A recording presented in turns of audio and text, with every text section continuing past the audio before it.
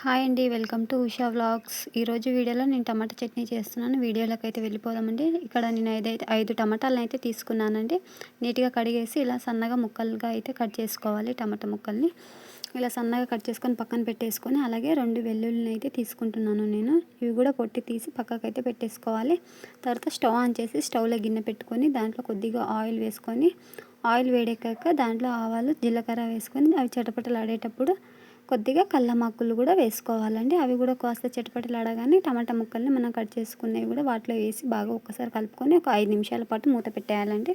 మెత్తగా ఆయిల్లో ఉడికిపోతాయి. దాని తర్వాత మళ్ళీ ఒక్కసారి మూత తీసి మళ్ళీ మంచిగా కలుపుకొని దాంట్లోనే ఒక స్పూన్ ఉప్పు, అలాగే కొద్దిగా పసుపు వేసి మళ్ళీ మొత్తం ఒక్కసారి బాగా కలుపుకోవాలండి. అంత బాగా కలుపుకొని మళ్ళీ కొంచెం ఒక 5 నిమిషాలు మూత పెట్టేసుకోవాలండి. మొత్తం ఆయిల్లోనే ఉడికిపోతాయి టమాటాలు. మనం దీంట్లో నీళ్ళు ఏమి యూజ్ చేయాల్సిన అవసరం లేదండి. చూడండి, ఆయిల్ అయితే బాగా పైకి తేలింది.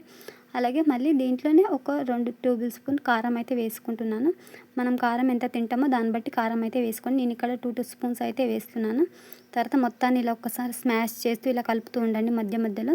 అలా అయితే టమాటాలు బాగా మెత్తగా అయిపోతాయండి. చూడండి, తర్వాత మనం దంచి పెట్టుకున్న వెల్లుల్లిని కూడా దీంట్లో వేసి బాగా ఒక్కసారి కలుపుకోవాలండి. చూడండి, టమాటా గుజ్జు అయితే చాలా బాగా రెడీ అయింది. అంతా ఒకసారి ఇలా మధ్య మధ్యలో కలుపుతూ చూడండి, టేస్ట్ అయితే చాలా బాగుంటుంది ఫ్రెండ్స్. చాలా ఈజీ మెథడ్లో నేనైతే ఇలా చేసి చూపించాను.